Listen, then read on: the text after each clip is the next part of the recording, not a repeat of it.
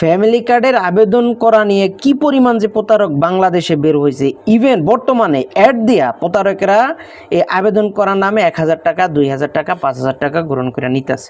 Even তারা এমনভাবে সেটাকে উপস্থাপন করে যে আপনারা যখন আবেদন করবেন ফ্যামিলি কার্ডের জন্য, সাথে সাথে আবেদন করে আপনার আইডি কার্ড ভেরিফাই করবেন, করার সাথে সাথে হচ্ছে আপনার অ্যাকাউন্টে 5,000 টাকা পৌঁছে যাবে।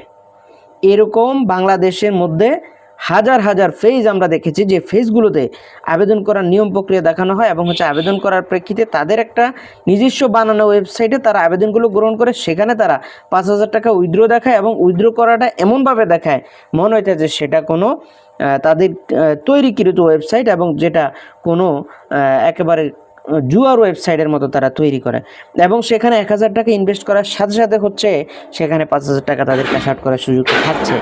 তো এটার বিষয় নিয়ে আমি বলবো যে আমাদের দেশের প্রধানমন্ত্রী জনাব তারেক রহমান, আপনি যেই কাজটা করছেন ফ্যামিলি কার্ড প্রদান করে, সেটা অত্যন্ত প্রশংসনীয় আমাদের জন্য এবং সেটা আপনাদের নির্বাচনী যে প্রতিশ্রুতি ছিল সেটা দিয়ে আপনি বর্তমানে করছেন। কিন্তু যারা প্রতারণা করছে, প্রতারণা করে গরিব অসহায় মানুষগুলোকে ঠকাচ্ছে, ইভেন আমরা আমাদের কিছুদিন আগের একটা ভিডিওতে আমরা প্রমাণসহ দেখিয়েছি একজন বৃদ্ধ মানুষ, তিনি প্রতিবন্ধী, হচ্ছে তার পরিবার প্রতিবন্ধী, কিন্তু তিনি এই 2,200 টাকা পর্যন্ত এই প্রতারকের হাতে তুলে দিয়েছেন শুধু ফ্যামিলি কার্ড পাওয়ার আশায়।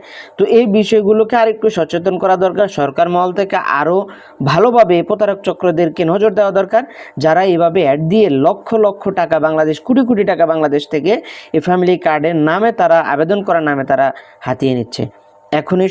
এখনই চোখ দেওয়ার সময় আছে। অবশ্যই আমি সরকার মহলকে আবেদনও করব, আপনারা এই বিষয়গুলোকে ভালোভাবে নজর দেন। আসসালামু আলাইকুম।